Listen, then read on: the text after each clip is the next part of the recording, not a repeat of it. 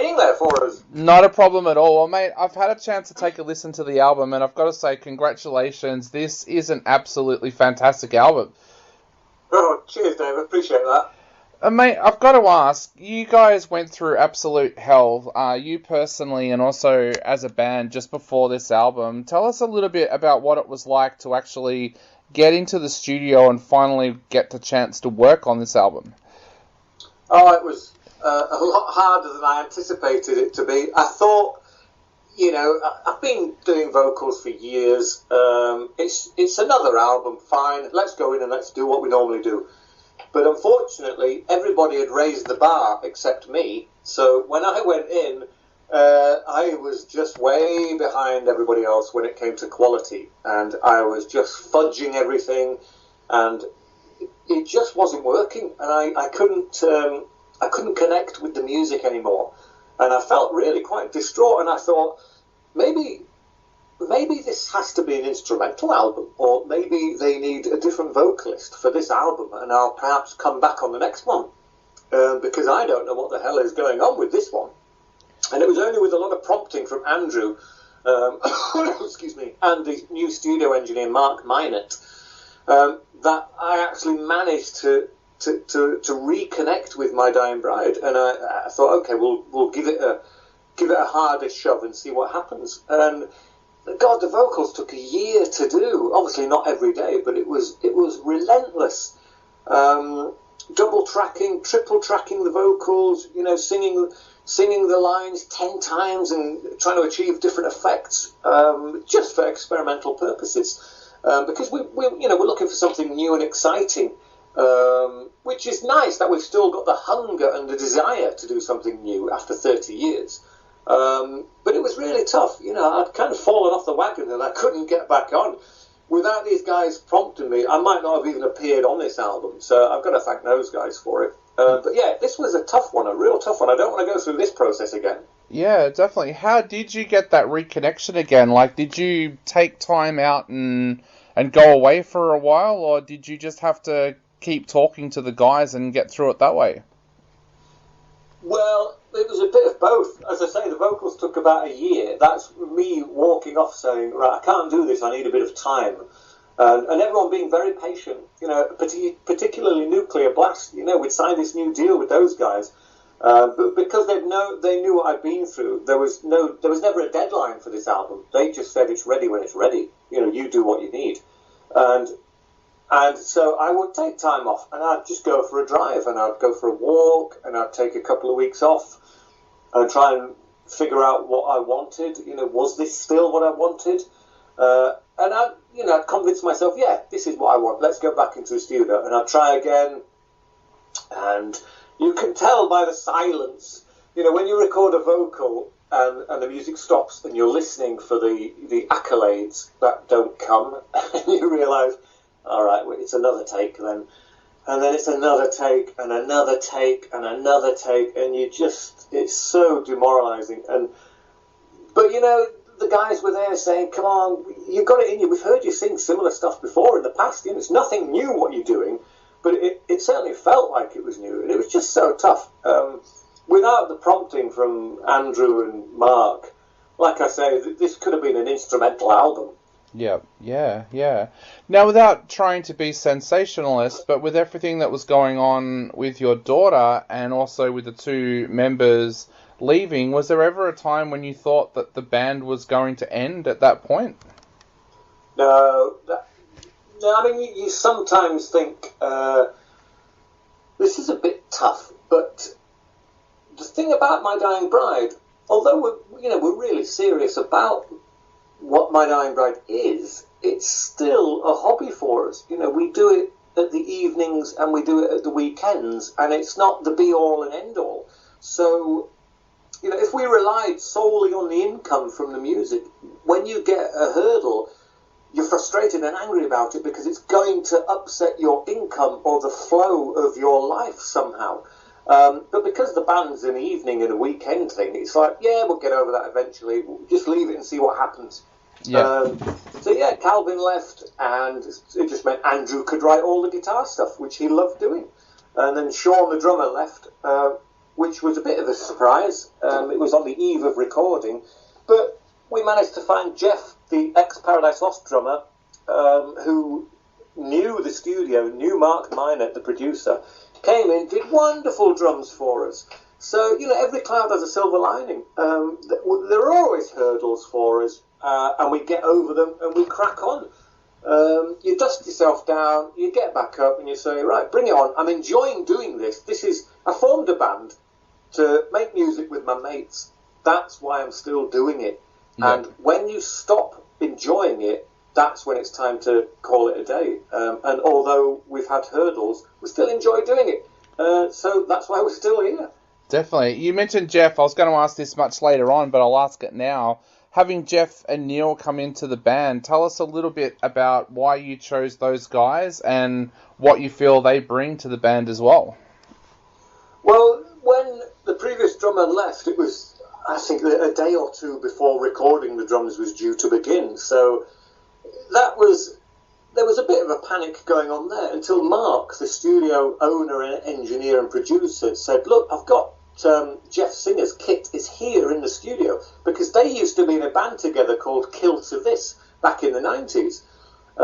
He said, look, I'll give Jeff a ring, we'll bring him down, play him all the songs and see what he can do. So we were like, okay, great, this is out of the blue. So we all went to the studio, Jeff came down, got behind the kit, as I say, it was already set up, and just started noodling away. I'm not sure that's the correct terminology for a drummer just having a bash. But what a great drummer, though. You could just see his enthusiasm.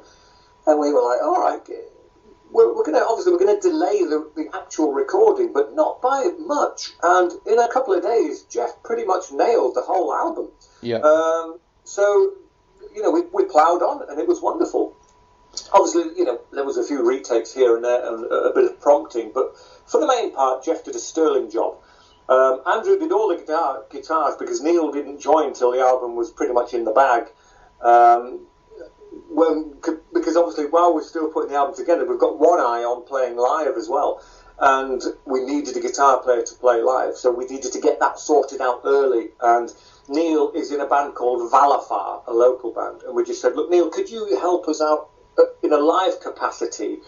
The album's done, so you don't need to worry about, coming up with stuff for that. But if you could just start learning the classic My Dying Bride songs, and a couple of new ones, we'll take you on the road with us. And he's over the moon at that.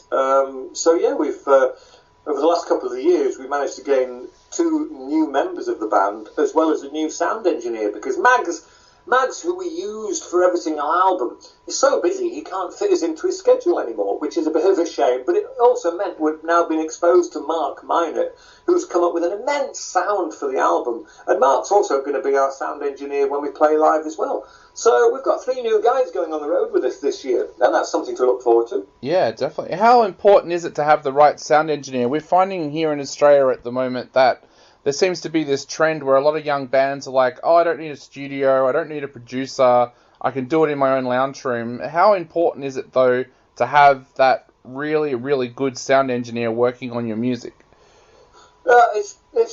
It's vital, I think, because we've done shows all over the place, and people have quite often commented on the quality of the sound, and you sort of nod thinking, yeah, I know why the sound is good, because we've got Mags there who's been with us for years and knows what the sound of My Dying Bride is. Excuse me. We've got a slightly different sound for this era of My Dying Bride, and so we've got Mark with us now, and obviously the proof will be in the pudding, when Mark does our first gig, which is in Glasgow in a few weeks' time. We're kind of hoping again we're going to get some sort of feedback saying, wow, that sound was immense, because Mark knows that our fans know that the sound is brilliant, so there's a lot of pressure for him to really twiddle those knobs. But yeah, I think it's important. We did that 70,000 tons of metal cruise ship festival. We've done it a couple of times, and both times we've done it with Mags, people said, wow, the sound was just incredible. And we pat Mags on the back and say, you're doing a grand job, now we've got a new guy sitting in the seat. He needs to pull out the stops, which I'm sure he's going to do. Yeah, yeah. You mentioned before about Andrew being able to go off and work on this album on his own and come back with the tracks. What was that like for you when he came back with those tracks and you started to go through them? What was your initial thoughts? Well, I didn't pay any attention to them, not because I was rude, but because I was focused on my daughter.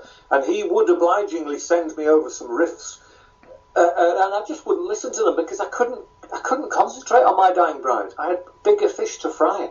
But he was also, we've got Lena on bass and the other Sean on keyboards and violin. So they were giving him feedback just to make sure he hadn't gone off on a tangent. But my input was zero on the music. I wasn't interested. And so those three guys effectively came up with all the music on the album. And it was only when the whole album was recorded when I started to actually bother listening to some of it. But at that point, my daughter started to get better, so I could shift my focus a little bit towards the band, and I started to hear the music and think, yeah, this is sounding pretty epic. I quite fancy getting involved with this. But I think, Andrew did all the guitars as well on the previous album, and that got the best reviews of our career. So it shows he's a good, he knows his way around a good riff. And, same for this album. He's done all the music on this album, and we're hoping for some similarly positive reviews. Yeah, yeah. Coming back from your daughter's illness, do you find yourself now viewing life differently and perhaps even viewing music differently as well? Yes, totally. I'm a different man than I was a few years ago. Much more relaxed.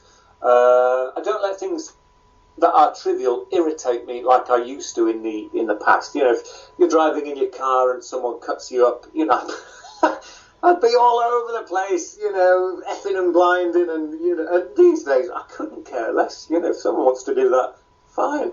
I stick to the speed limit. I don't curse as often as I do. When my printer stops working, I don't try and throw it through the window like I would. I just think, these aren't worth worrying about. Life is worth worrying about. Plastic things, they're not worth worrying about. So I'm much more chilled. I'm not sure if that's going to translate to my ability to write songs. It's still a bit early for me to tell. I guess when the album comes out, the fans will be all over it, and they might detect a shift somehow, some sort of shift in writing pattern. I can't detect it yet. But yeah, I've definitely changed as a person. I'm so much more chilled out than I was.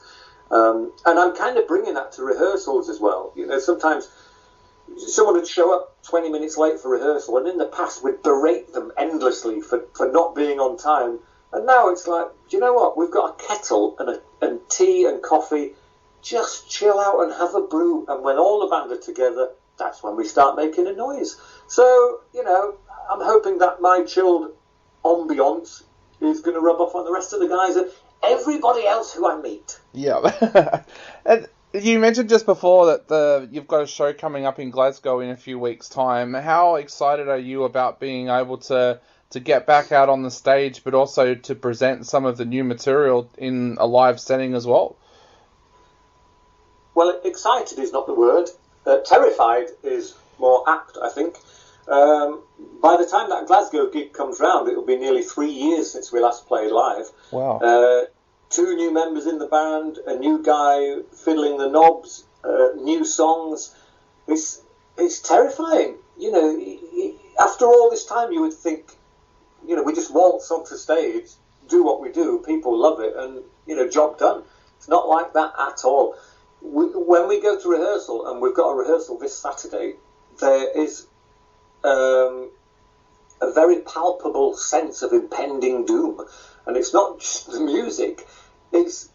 We're not ready for this show in Glasgow yet. We haven't rehearsed enough. We don't know the songs. We're terrified. All of us are terrified. And it's like we're a new young band again. There's an excitement there, but there is a strong nervousness about what's coming. Thankfully, there's quite a gap after Glasgow before the next gig. I think we've got a month or two gap. So it's almost like glam